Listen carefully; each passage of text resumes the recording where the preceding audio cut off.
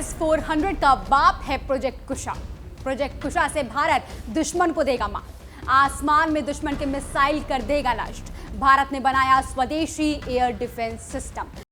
नमस्कार दोस्तों, आप देख रहे हैं DNP इंडिया, हर खबर भरोसे के साथ। दोस्तों, आज हम भारत का स्वदेशी S-400 की बात करने जा रहे हैं, या कह सकते हैं कि इस S-400 के भी बाप कहे जाने वाले एयर डिफेंस सिस्टम की बात करेंगे जो भारत में बन रहा है, जिसका नाम है प्रोजेक्ट कुशा। इसे बहुत सारे लोग कुशा और बहुत सारे लोग कुश के नाम से भी जानते हैं। तो इसी प्रोजेक्ट कुशा पर चर्चा करेंगे और जानेंगे दोस्तों, क्योंकि खबरों में जो चर्चाएं चल रही हैं उसके हिसाब से इसके जो ट्रायल्स हैं वो बहुत जल्द शुरू होने वाले हैं। तो चलिए इस वीडियो में समझते हैं, जानते हैं कि स्वदेशी S-400 यानी कि प्रोजेक्ट कुशा के बारे में। आखिर ये है क्या, इसे क्यों बनाया जा रहा है और क्यों इसे S-400 का भी बाप कहा जा रहा है, कब तक इसे कमीशन किया जाएगा, और जब भारत के पास ऑलरेडी S-400 था तो फिर इतना बड़ा खर्चा करने की जरूरत भारत को क्यों पड़ गई। दोस्तों, आपको पता होगा कि ऑपरेशन सिंदूर के बाद से और हाल ही के दिनों तक भारत पाकिस्तान पर जिस तरीके की कार्यवाही कर रहा था, उस दौरान बहुत सारे हथियारों का जिक्र हुआ, जैसे कि स्कैल्प मिसाइलों का जिक्र हुआ, उसमें आकाश मिसाइल का जिक्र हुआ, उसमें ब्रह्मोस का जिक्र हुआ। लेकिन जो सबसे ज्यादा जिक्र हुआ था वो था रूस का S-400, जिससे हमने दुश्मन के हर एरियल टारगेट को नेस्तनाबूद करने का काम किया, चाहे वो ड्रोन हो या कोई घातक मिसाइल क्यों ना हो। मतलब S-400 ने अपना दम दुश्मन को दिखा दिया है और इसीलिए भारत अब अपने S-400 का, मतलब इसे कह सकते हैं कि S-400 का स्वदेशी वर्जन पर काम कर रहा है। दोस्तों, माना यह जा रहा है कि कुछ ही महीनों में इसके ट्रायल्स शुरू हो जाएंगे और जल्दी इसे वायु सेना और सेना में शामिल कर लिया जाएगा। दोस्तों, प्रोजेक्ट कुशा ये DRDO का प्रोजेक्ट है, जिस पर BEL के साथ वो मिलकर काम कर रहा है, यानी कि भारत इलेक्ट्रॉनिक्स लिमिटेड के साथ मिलकर काम कर रहा है। प्रोजेक्ट कुशा एक सिंगल मिसाइल नहीं है। अगर आपको लग रहा होगा कि इस तरीके की कोई मिसाइल है जिसे बनाने का काम कर रहा है, ये तो हमने बहुत बार कर लिया है, इसकी कितनी खबरें मैंने आप तक भी पहुंचाई हैं। लेकिन ये एक पूरा का पूरा एयर डिफेंस सिस्टम है। इसकी जो स्पीड है दोस्तों वो करीबन 5.5 मैक की होगी, यानी कि ध्वनि से भी 5 गुना तेज ये उड़ेगा। और इस स्पीड से जब उड़ेगा तो समझिएगा कि तबाही कितनी बड़ी होगी। इसके साथ ही इसकी जो फ्लाइट टाइमिंग है वो करीबन 200 से लेकर 450 सेकंड, यानी कि 3 मिनट से लेकर 4 मिनट इसे लगेगा पूरी तरीके से एक्टिवेट होने में, और उतने देर में ही अपनी कार्यवाही शुरू कर देगा। इससे पहले जब मैंने आपसे S-400 का जिक्र किया है तो उसमें मैंने आपको बहुत अच्छे से बताया है कि इसको अगर इसके रडार में कुछ आ जाता है, अगर इसको कमांड मिलता है कि ऑपरेट करना है या दुश्मन को खत्म करना है, तो इसको करीबन 5 से 8 मिनट का समय लगता था। लेकिन जो हमारा स्वदेशी वाला ये कुशा है, इसे मात्र 200 से लेकर 450 सेकेंड ही लगेगा, जिसके तहत ये एक्टिवेट हो जाएगा और दुश्मन का जो मिसाइल है या जो भी एरियल टारगेट है उसे खत्म करने का काम करेगा। दोस्तों, इस प्रोजेक्ट के तहत 3 मिसाइल सिस्टम्स को भी बनाया जा रहा है, जिसमें MRSAM यानी कि मीडियम रेंज जो मिसाइल होती हैं उनका भी काम हो रहा है। इसके साथ ही ERSAM यानी कि जो एक्स्ट्रा लॉन्ग रेंज की जो मिसाइल्स होती हैं उस पर भी काम किया जा रहा है। ERSAM और साथ ही साथ XRSAM पे भी काम किया जा रहा है। मतलब एक्सटेंडेड रेंज और साथ ही साथ जो एक्स्ट्रा रेंज की जो मिसाइल्स होती हैं, एक्स्ट्रा लॉन्ग रेंज की जो मिसाइल्स होती हैं, उस पर भी काम किया जा रहा है। दोस्तों, इन मिसाइलों को इसलिए डिज़ाइन किया जा रहा है क्योंकि जो टारगेट होते हैं वो किसी भी रेंज के हो सकते हैं। मतलब जैसा कि मैंने आपको बताया कि इनमें अलग अलग तरीके के मिसाइल्स को लगाया गया है, जो कि मीडियम से लेकर एक्स्ट्रा लॉन्ग और साथ ही साथ जो एक्सटेंडेड रेंज की जो मिसाइल्स होंगी उनको लगाया जाएगा। मतलब अगर कोई मिसाइल जो है जिसकी दूरी 150 से लेकर, मतलब 120 से लेकर 150 की है, या फिर कोई दूरी जो है वो 350 से लेकर 400 तक की है, वो सारी दूरी के जो दुश्मन है या दुश्मन के जो एरियल टारगेट हैं उसको खत्म करने का काम ये करेगा। मल्टी टाइप के इंटरसेप्टर इसमें लगे हुए हैं, जैसा कि मैंने आपको पहले ही बताया, जिसे कैनिस्टर से फायर किया जाएगा। दोस्तों, कुशा जो है वो पूरा एयर डिफेंस सिस्टम है, जैसा कि मैंने आपको पहले बताया। लेकिन इसकी खास बात ये है कि ये एंटी शिप बैलिस्टिक मिसाइल्स को भी लॉन्च करने में सक्षम है। और ये क्यों खास बनाता है, इसे समझने के लिए थोड़ा तस्वीरों पर आपको ध्यान देना पड़ेगा। जैसा कि मैंने आपसे पहले ही बताया कि इसकी जो खास बात है वो ये कि एंटी शिप मिसाइल्स को भी लॉन्च कर सकते हैं। अब समझिएगा दोस्तों कि भारत के पास विमान वाहक पोत है, मतलब एयरक्राफ्ट कैरियर भी है जो तैनात किया जाता है। हमें भी पता है, अभी हाल के दिनों में भी मैंने आपको बताया था कि कैसे विक्रांत को तैनात किया गया है, जिससे पाकिस्तान के पसीने छूट गए हैं। हाँ, लेकिन दिक्कत ये है दोस्तों कि जब इसे तैनात किया जाता है, अगर स्पेशली मैं चीन और पाकिस्तान की बात करूं, तो ये किसी भी सस्ती मिसाइल से इसको टारगेट किया जा सकता है। जैसे कि मान लीजिए हमारे पास ये जो एयरक्राफ्ट है, इसका जो खर्च है वो बहुत ज़्यादा है और इस पर बहुत ही जैसे कह सकते हैं कि बहुत सारे मिसाइल्स भी लॉन्च किए जा सकते हैं इसके ज़रिए। मैंने आपको बहुत डिटेल में भी बता रखा है, उस वीडियो की लिंक आपको मिल जाएगी डिस्क्रिप्शन बॉक्स में, कि कैसे ये जो एयरक्राफ्ट कैरियर है वो चलता फिरता किला है समुद्र का, और कैसे ये रक्षा को और भी ज़्यादा मजबूत करने का काम करता है। लेकिन दिक्कत ये है कि चीन या पाकिस्तान की कोई छोटी सी मिसाइल जो सस्ती हो सकती है, बहुत सस्ती हो सकती है, वो भी इसको नुकसान पहुंचा सकती है। कैसे? अब देखिएगा, अब हमारे पास ये जो मिसाइल्स लगी हुई है, ये जैसे मिसाइल लगी हुई है, ये DF-21D है, ये चीन के पास मौजूद है, जिसे कैरियर किलर ही कहा जाता है। मतलब इसे डिज़ाइन ही इसलिए किया जाता है कि ये एयरक्राफ्ट कैरियर को निशाना बना सके। इसके साथ ही अगर अमेरिका की मैं SM की बात करूँ, SM-6 इसका नाम है, इसकी भी बात करूँ, या पाकिस्तान के पास ये जो है, ये इस तरीके की एक मिसाइल है जिसका नाम बाबर है। ये ऐसी मिसाइल्स हैं जो बहुत कम खर्चे में उपलब्ध हो जाती हैं, मतलब बहुत कम खर्चा होता है इनका। और ये जो मिसाइल्स हैं, इससे हमारे एयरक्राफ्ट पर भी खतरा हो सकता है। मतलब ये छोटी सी जो सस्ती सी जो मिसाइल है, ये हमारे एयरक्राफ्ट के लिए एक खतरा बन सकती है, घातक हो सकती है। लेकिन जो प्रोजेक्ट कुशा है, इसे ऐसे डिज़ाइन किया गया है कि ये एयरक्राफ्ट पर भी, एयरक्राफ्ट कैरियर से भी मिसाइलों को लॉन्च कर सकती है, जो इस तरीके के दुश्मन जो हो सकते हैं, जो ऐसी मिसाइल दाग सकें, हमारे एयरक्राफ्ट कैरियर को ख़राब कर सके, या उस पर कोई भी खराबी या तबाही मचाने का उद्देश्य से अगर इस तरीके की मिसाइल दागते हैं, तो उसको भी बचाने का काम ये करेगा। अब दोस्तों देखिएगा, बहुत सारे लोग, चूंकि मैं ये खबर जब पढ़ रही थी तो बहुत सारे लोग ये पूछ रहे थे कि आखिर ज़रूरत क्या पड़ गई या क्या इंपॉर्टेंस है इसकी। तो दोस्तों समझिएगा, क्योंकि इंडिया को एक multi layer air defence system चाहिए और वो बनाना भी चाहता है, बहुत दिनों से इस पर काम चल रहा है। हमारे पास ऑलरेडी आकाश एयर डिफेंस सिस्टम जो है वो मौजूद है। लेकिन दिक्कत क्या है, चूँकि अगर आप एयर डिफेंस सिस्टम की बात करेंगे, आकाश एयर डिफेंस सिस्टम की बात करेंगे, तो इसकी जो रेंज है वो इसकी दिक्कत है, क्योंकि 20 से लेकर 45 किलोमीटर तक ही इसकी रेंज है। अब सोचिए कि अगर कोई दुश्मन है जो उससे ज़्यादा, मतलब मान लीजिए 50 किलोमीटर की दूरी पर है या 150 किलोमीटर की दूरी पर है, तब आप क्या करेंगे? तब तो आपको चाहिए होगा कुछ। और इसीलिए मीडियम रेंज मिसाइल इंटरसेप्टर के साथ हम इस पूरे एयर डिफेंस सिस्टम को बना रहे हैं। हमारा जो DRDO है वो इस पर काम कर रहा है। तो अब सोचिएगा, आकाश जो है वो शॉर्ट रेंज के लिए काम करेगा, जो कुशा है वो मध्यम रेंज के लिए प्रभावी होगा। अब चूंकि S-400 की हमारे पास बात चल रही है और हमारे पास मौजूद भी है, ये हमने देखा भी है, इसकी ताकत कितनी है ये भी हम जानते हैं। लेकिन समझिएगा कि हमने ऑलरेडी 5 स्क्वाड्रंस का ऑर्डर किया हुआ था। 3 जो इसके स्क्वाड्रंस हैं वो हमें रिसीव हो चुके हैं, लेकिन 2 जो हैं वो 2026 तक रिसीव होने हैं।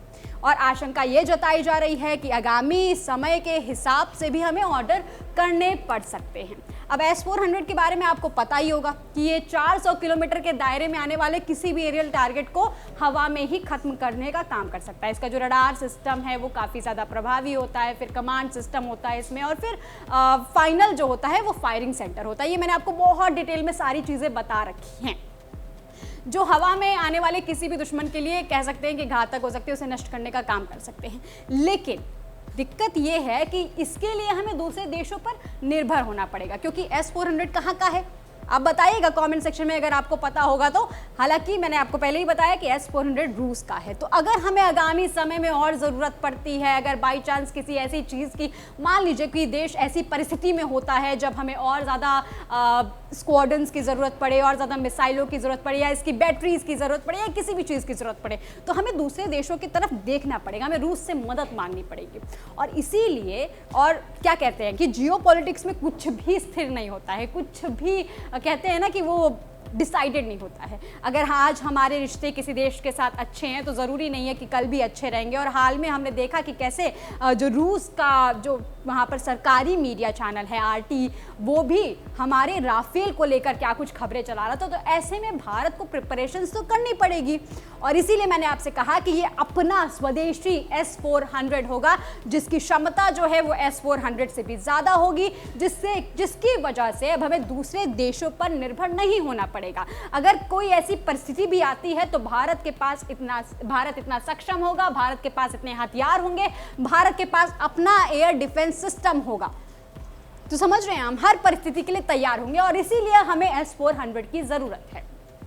अब समझिएगा, जैसा कि मैंने आपको बताया कि S-400 बहुत काबिल है, बिल्कुल इसकी जो तमाम तकनीकी हैं, तमाम जो इसके ये कह सकते हैं कि रडार हैं, वो इसे ज़्यादा काबिल बनाती हैं, ज़्यादा इसको हमलावर बनाती हैं। लेकिन अगर प्रोजेक्ट कुशा की मैं बात करूं तो ये जो है ये कॉम्प्रिहेंसिव डिज़ाइन सिस्टम है। इसमें 3 अलग अलग रेंज वाली मिसाइलों को इंक्लूड किया गया है। एक मिसाइल जो है वो 150 तक की है, दूसरी मिसाइल 200 से लेकर 300 तक की है और तीसरी मिसाइल जो है वो करीबन 350 तक की रेंज की है। अगर मैं इसके सिंगल शॉट किल प्रोबेबिलिटी की बात करूं तो करीबन 80% है और अगर हम दूसरी बार या मल्टीपल मिसाइल शॉट करते हैं तो करीबन 90% चांस ये है कि ये अपने दुश्मन को खत्म करके ही मानेगा।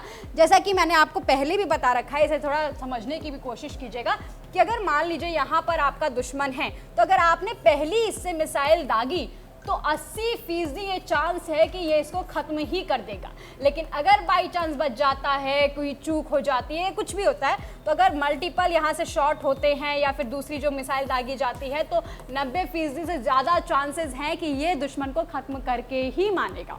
दोस्तों, प्रोजेक्ट कुशा जो है इसकी बहुत सारी खासियत है, इसकी रेंज, इसकी मिसाइल इसे खास बनाती हैं। अब खासियतों की मैं बात करूँ तो देखिएगा, एक तो ये लंबी दूरी की सतह से मार करने वाली मिसाइलों को इसमें शुमार है, जैसे कि लॉन्ग रेंज SAM, और इसके साथ इसमें ये प्रणाली भी शुमार है जिसकी वजह से हम लंबी दूरी के एरियल टारगेट्स को भी निशाना बना सकते हैं। अब देखिएगा, अलग अलग रेंजों के 3 प्रकार के इंटरसेप्टर मिसाइल इसमें शामिल हैं। हवाई खतरे जैसे कि लड़ाकू विमान हो, ड्रोन हो, क्रूज हो, मिसाइल हो या बैलिस्टिक मिसाइल ही क्यों ना हो, हर तरीके के खतरों को नष्ट करने में ये सक्षम होगा। इसमें उन्नत लंबी दूरी की निगरानी करने वाली फायर कंट्रोल रडार शामिल होंगे। इसमें भारतीय वायुसेना और भारतीय नौसेना, इसे दोनों के लिए ही डिज़ाइन किया जा रहा है और इसका जो लक्ष्य है दोस्तों वो S-400 जैसे ही है, वो भी जैसे एक बार में कई सारे टारगेट्स को ट्रैक कर सकता था, वैसे ये भी एक बार में कई सारे टारगेट्स को ट्रैक कर सकता है। दोस्तों सोचिएगा तो फिर भारत ये कह सकता है कि हम अपना स्वदेशी प्रणाली का इस्तेमाल, जैसे कि अभी भी आपने देखा होगा कि बहुत जलवा था स्वदेशी हथियारों का, तो अब सोचिएगा स्वदेशी रक्षा प्रणाली का कितना जलवा होगा जब हम एक बार इसे कमीशन कर लेंगे। तो दोस्तों, अब इसकी रेंज की मैं बात करूं तो जैसे मैंने आपको पहले ही बताया कि इसमें 3 अलग अलग प्रकार की मिसाइल्स हैं,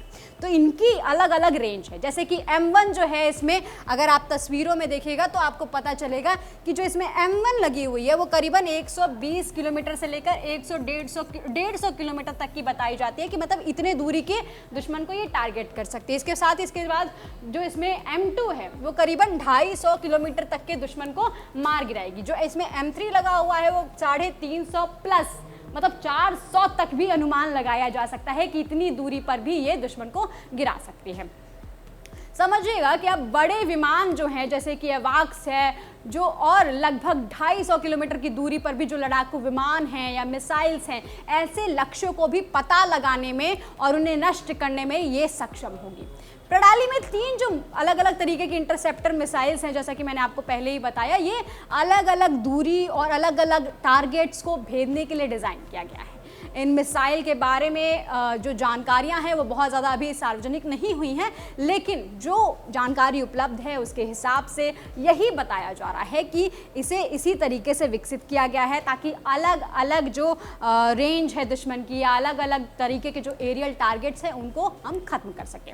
अब इसमें लगे हुए इक्विपमेंट्स की मैं बात कर लूँ तो इसमें सबसे पहले तो लॉन्ग रेंज की सर्विलांस रडार लगी हुई है। लॉन्ग रेंज सर्विलांस रडार से ही आपको नाम से ही पता चल गया होगा कि ये लंबी दूरी के जो लक्ष्य है उसको पता लगाने में और उसको ट्रैक करने का काम करेगी। इसके बाद इसमें फायर कंट्रोल रडार लगा हुआ है। जैसा कि मैंने आपसे पहले बताया कि नाम से पता चल गया होगा, ये मिसाइलों को लक्ष्य तक मार्गदर्शन करने का काम करेगी और उसके लिए लगा हुआ है। इसके बाद इसमें लगा हुआ है कमांड एंड कंट्रोल सिस्टम, जो कि अलग अलग इकाइयों के बीच में जो कम्युनिकेशन है उसे स्थापित करने का काम करेगी। इसके बाद इसमें लगा हुआ है मिसाइल लॉन्चर, जो कि मिसाइल को दागने के लिए एक मोबाइल प्लेटफॉर्म है। जैसा कि मैंने आपसे पहले ही बोला है दोस्तों कि जो S-400 है उसके बारे में पूरी डिटेल मैंने आपको पहले बता रखी है, लेकिन अब अगर इतना बड़ा डिफेंस सिस्टम बनाना है तो अब आपको अलग अलग तरीके के जो रडार है उसको साथ में ले आना पड़ेगा, अलग अलग तरीके की मिसाइल है उसको साथ में लेकर आना पड़ेगा। और इसीलिए ये अलग अलग, जैसे ये कमांड सेंटर है, ये कम्युनिकेशन कमांड सेंटर है, तो इसीलिए ये अलग अलग तरीके के रडार को एक साथ ले आकर और फिर मिसाइल, जैसे अगर हमें पता चल गया कि अब दुश्मन आ रहा है तो ये इधर से कमांड जाएगा और फिर मिसाइल दागी जाएगी। इस तरीके का पूरा काम होगा, जैसा कि मैंने आपको S-400 में भी बताया है, ये उसी के तर्ज पर बनाया जा रहा है। अब दोस्तों समझिएगा कि DRDO का ये जो प्रोजेक्ट है कुशा, ये BEL यानी कि भारत इलेक्ट्रॉनिक्स लिमिटेड के साथ मिलकर बन रहा है। और इस एयर डिफेंस को मैं कह सकती हूँ कि ये भारत की बढ़ती ताकत का सबूत है। क्यों है?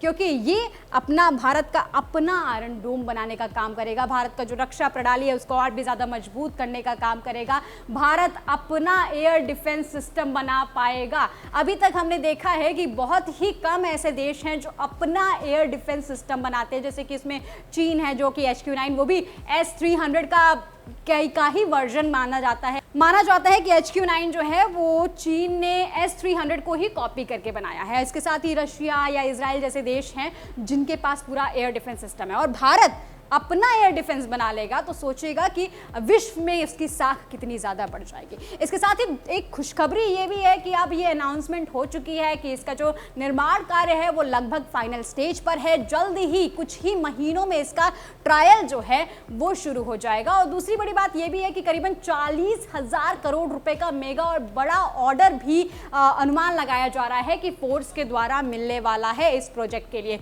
जो इस प्रोजेक्ट को और भी ज़्यादा बड़े स्केल पर ले जाएगा और इस प्रोजेक्ट को और भी ज़्यादा मजबूती देगा। तो ऐसे में आपको पता चल गया होगा, इसकी जो तमाम यही खबर भी आपके सामने लगी हुई है, तो आप समझिएगा कि मैंने आपको ये सारी डिटेल बता दी, ये सारी बात बता दी, क्यों S-400 का बाप इसको कहा जा रहा है और कैसे ये भारत की क्षमता को और भी ज़्यादा मजबूती देगा, कैसे ये भारत का गौरव बढ़ाने का काम करेगा और क्यों ये ज़रूरी है। ये सारी डिटेल मैंने आपको बता दी। आपको ये वीडियो कैसी लगी कमेंट सेक्शन में लिखकर ज़रूर बताइएगा। आपका कोई भी राय है कमेंट सेक्शन में हमें लिखकर ज़रूर बताइएगा। और साथ ही वीडियो पसंद आई हो तो वीडियो को लाइक कीजिएगा, चैनल को सब्सक्राइब कीजिएगा और अपने दोस्तों तक ये जानकारी ज़रूर पहुंचाइएगा। इस खबर में फिलहाल के लिए इतना ही। देखते रहिए DNP इंडिया, हर खबर भरोसे के साथ।